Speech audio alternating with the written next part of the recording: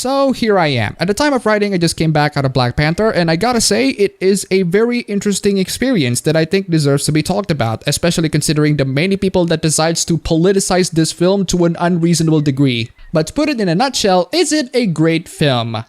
Yes. Does it deserve 97% or 100% in Rotten Tomatoes?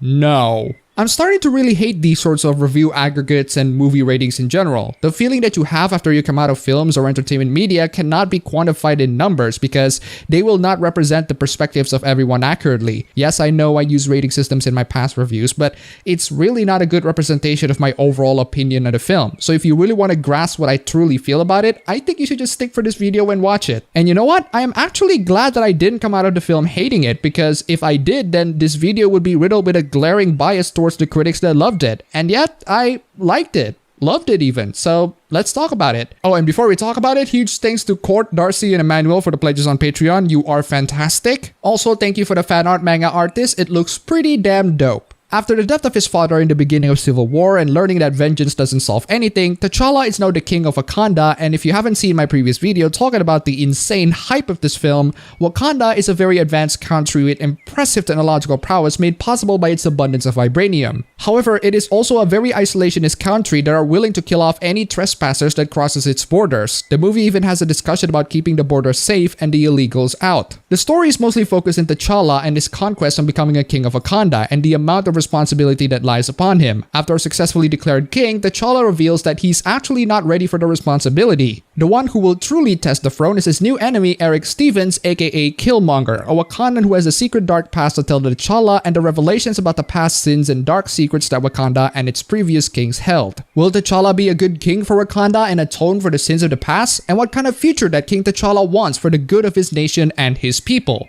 On the surface, the movie is a very typical Marvel flick. Sure, it has your comedic moments and very effective and hilarious scenes that are typical to Marvel. Sure, the story is very formulaic and predictable. Bad guy crushes good guy first and good guy overcomes the struggle and wins in the end. We've seen this many times in many other Marvel films to the point where people can get tired of it. And yet, for some reason, Marvel is capable of making it fresh. I think a lot of this is because they're able to add something more into the story rather than just the typical superhero film. It's not always successful though. Doctor Strange's unique selling point was its trippy visuals and some good humor. It's enjoyable but not revolutionary. Thor Ragnarok's unique selling point was its retro theme, but the way the Planet Hulk storyline clashes with the Norse mythology just feels unnatural. It just ends up becoming a generic Marvel flick that doesn't do enough to make it feel original and ends up being a Guardians knockoff with Thor in it. So what is Black Panther's unique selling point? Well, I thought that Black Panther isn't gonna have any, but it actually does. For an MCU flick, this movie is pretty dark, and I don't say that because most of the cast is black, but it is one of the few movies in the MCU that leans more into the drama rather than the comedy. There's still comedy, but there's a lot more intrigue and drama in comparison. There's a complexity within its storyline and characters that add layers of gray upon the seemingly black and white story. The story is about the revelation of Wakanda's traditional roots and how staying true to it only leads into more problems as the rest of the world becomes stronger and stronger. There's a great line in the film that talks about whether or not Wakanda should stay isolated and be conquered by the world eventually, or take over the world when they are still technologically inferior. And this leads me to the villain Killmonger. I have to say, the MCU has been really taking notes with the villains. Michael Keaton in Spider-Man Homecoming was one incredibly excellent villain, and I think Killmonger is among MCU's greatest villains. But then again, being one of MCU's greatest villains is not really that hard, considering that most of them are just meh. There's a lot of time dedicated on Killmonger's backstory and motivations and why he wants to take over Wakanda, and surprisingly, it's not because he wants Wakanda to go back to his traditional roots. Instead, he wants to use the power of Wakanda and its vibranium resources to fight the oppressors of his black brothers and sisters around the world. It was actually Black Panther who wants to preserve Wakanda's traditional roots and maintain the security of its borders. That is actually a pretty interesting dynamic. What I absolutely love about the film, and Civil War as well,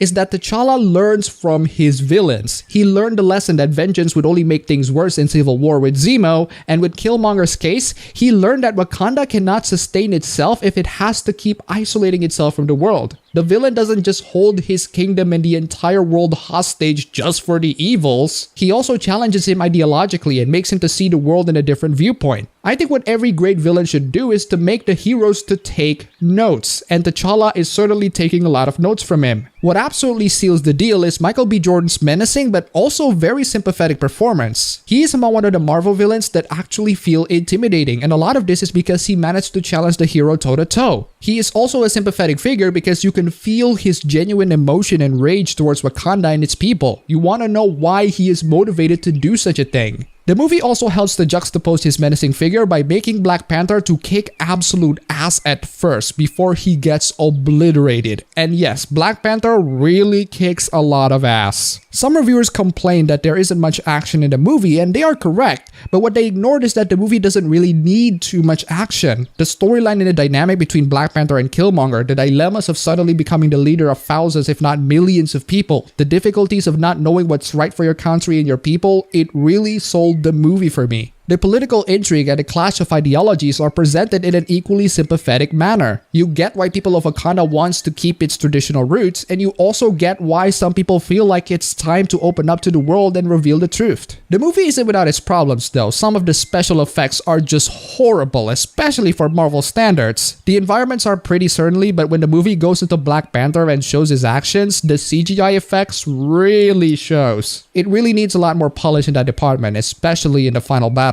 I love when the movie uses practical props, especially with the African tribes aesthetics, but some of the CGI effects are just terrible. Other than that, I don't really have much problems with the movie, so I'm gonna talk about another aspect that I love. There's a great sense of ferocity throughout this film. Yes, the movie is titled Black Panther, and panthers are definitely ferocious, but when the story doesn't really win you over, something about the movie feels so visceral, powerful, and wild. I think this is because the movie consists of characters that use traditional weapons like spears, swords, and of course, good old claws, which makes the combat more personal, direct, and definitely satisfying, especially when it takes place in a universe where people use energy weapons, although Wakanda does have its shares of energy weapons as well. Despite the horrendous CGI, when Black Panther is out there kicking ass, it really feels like a panther. It feels wild, ferocious, up close, and personal, so that's a great plus in terms of feel. Black Panther is a very rare film in Marvel that has a unique selling point of providing a legitimately good story with a great amount of intrigue and drama. The movie would have failed if it only sold out that its traditional African tribes influences and aesthetics, which are definitely interesting, but it's not going to be enough to carry a film. The movie would have failed if it's just Marvel putting off random black people in skin-tight suits and just tell them to fight each other off with zero context. And yet here it is. It is a great film with a good story, characters, and villain that actually challenge the protagonist, both physically and ideologically. You know what surprised me? This is from the guy who directed Creed, a pretty damn good film that I also recommend. He is a perfect choice for this film, and it shows. This is a very well directed film. I have a great time with this film, and I surely hope you guys do too. And now, we get into other people's reviews. So there are definitely tons and tons of positive reviews for this film, and the movie certainly deserves that in my opinion. Not 97%, the number is misleading. It was calculated based on the percentage of fresh and rotten reviews instead of the actual rating. If I have to use numbers, I think 8.2 is a good sweet spot in what I think of the film. I want to highlight the negative reviews in which people actually said that you are racist if you have a negative opinion. I mean, wow, just go straight to the point, right? My positive opinion on this movie is certainly not because these people hold me hostage or something. I went to see this film with my friend willingly. He was so freaking late and he still owed me $10, and I went out of the film loving it. Regardless, there are tons and tons of news reporting the fact that alt-right groups are trying to sabotage the film's Rotten Tomatoes score. I certainly welcome you guys to try. One thing I find confusing is comparing this to the reception of The Last Jedi. The Last Jedi was an incredibly polarizing film. You don't need hackers to put negative reviews on a film. You don't need Russian 4chan trolls or bots or something along those lines. People saw the film and all of them are incredibly divided whether or not this film is great or a spawn of Satan. And that's essentially my point. If the movie is good or bad, you don't need hackers to sabotage it. If anything, that only makes it not genuine at all. And especially if a movie is good,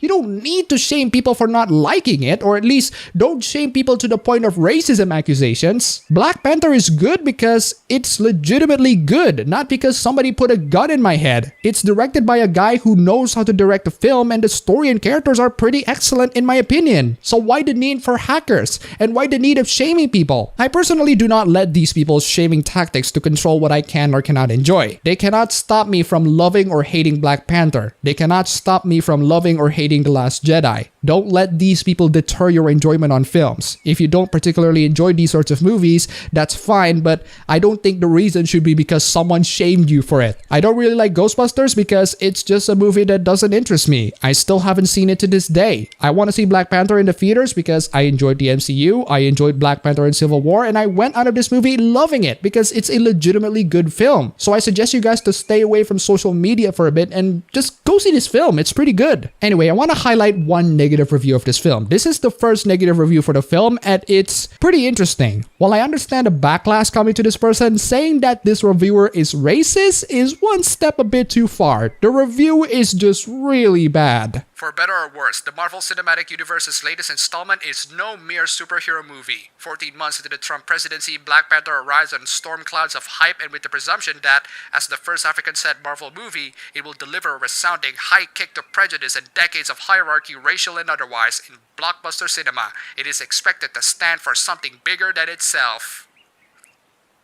I have no idea why or how is this film relevant to the Trump presidency. I am just an outsider here wanting to know whether or not the movie was good and not about the current political climate in there. There are certainly tons of positive reviews of Black Panther that reference current political climates, and there are even some who uses it as an opportunity to score political points, but I didn't expect it in a negative review, and I certainly didn't expect a negative review of Black Panther to be more left-leaning. I think your expectations of this movie is too damn big if you think that it's gonna change the world and end racism in cinema or something. But enough about politics. My main problem with this review is that it spends a lot more time describing what happened in the movie instead of how the events of that movie made you to have an opinion on the movie. The only opinion portion that I can extract out of this review is these two paragraphs. But from here, Black Panther spirals into a stodgy tale of internecine feuding, in which T'Challa is required to come in terms with the sins of past generations. What he doesn't get to do much is jumping around beating up bad guys. That's a shame. Marvel has finally given us an African superhero. The hope surely was that he would be allowed to do superheroic things.